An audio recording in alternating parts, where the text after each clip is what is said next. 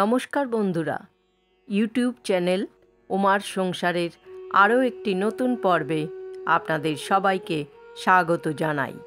বন্ধুরা, আজকের পর্বের আলোচ্য বিষয় কামোদা একাদশী 2024 সালের 1431 বঙ্গাব্দে কবে অনুষ্ঠিত হতে চলেছে। কামোদা একাদশীর পূর্ণাঙ্গ সময়সূচি, কামোদা একাদশীর পূজাবিধি বা পালনীয় নিয়মবিধি এবং কামোদা একাদশীর গুরুত্ব ও তাৎপর্য চলুন জেনে নেওয়া যাক আজকের পর্ব থেকে। হিন্দু ধর্মে অনেকগুলি গুরুত্বপূর্ণ উপবাসের মধ্যে একটি হলো কামোদা একাদশী। চৈত্র মাসের শুক্লপক্ষের একাদশী কামোদা একাদশী নামে পরিচিত।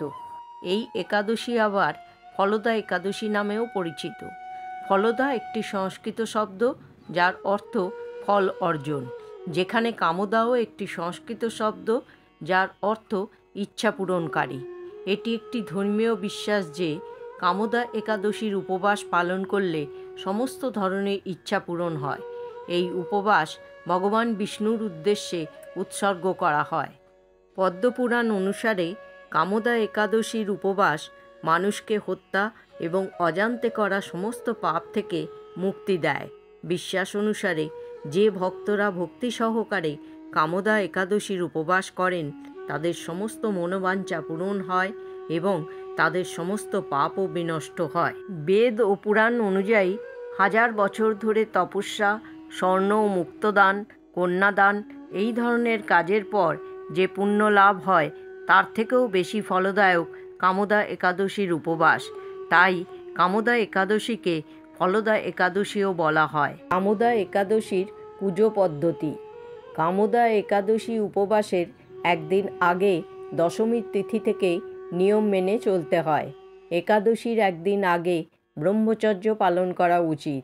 যে কোনো আমিষ জাতীয় খাবার গ্রহণ করা উচিত নয়।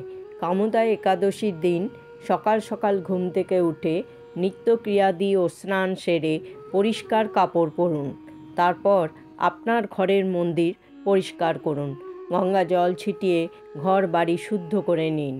একটি চৌকি বা পিঁড়ি পেতে তার উপরে হলুদ রঙের আসন বিছিয়ে ভগবান বিষ্ণুর মূর্তি বা ছবি স্থাপন করুন।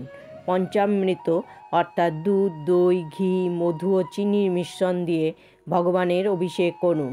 তারপর গঙ্গা জল বা স্বচ্ছ জল দিয়ে আবারও ভগবানের অভিষেক করুন।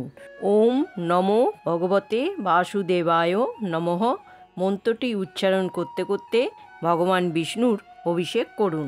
বস্ত্র, চন্দন, অক্ষত, কালো তিল, ফুল ও যে কোনো ফল ভগবানকে নিবেদন করুন। ধূপকাঠি ও প্রদীপ জ্বালুন। ভগবানকে নৈবেদ্য অর্পণ করুন। এই দিন বিষ্ণু ভগবানের সাথে সাথে মা লক্ষ্মীরও পুজো করা হয়। পূর্ণ ভক্তি সহকারে শ্রীহরি বিষ্ণু ও মা লক্ষ্মীর আরতি করুন।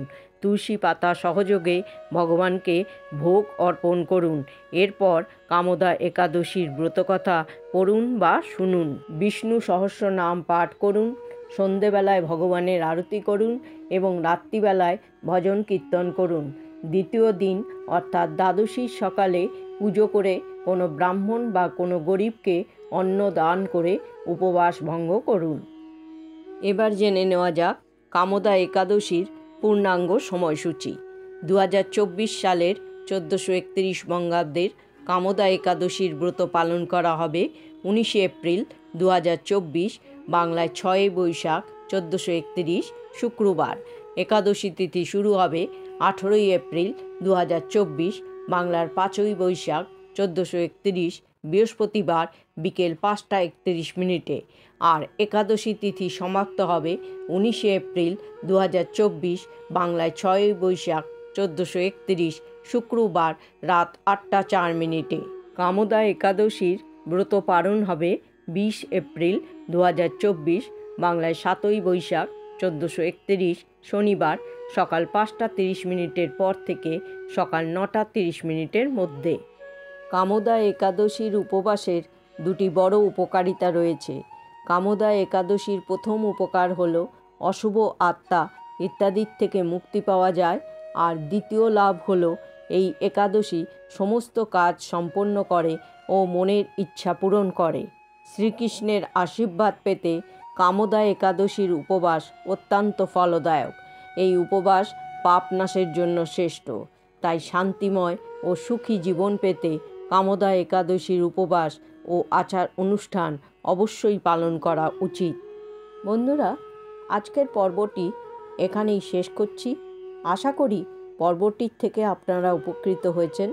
যদি উপকৃত হন তবে অবশ্যই লাইক, শেয়ার এবং সাবস্ক্রাইব করবেন। সকলে ভালো থাকুন, সুস্থ থাকুন। জয় শ্রীকৃষ্ণ। রাধে রাধে।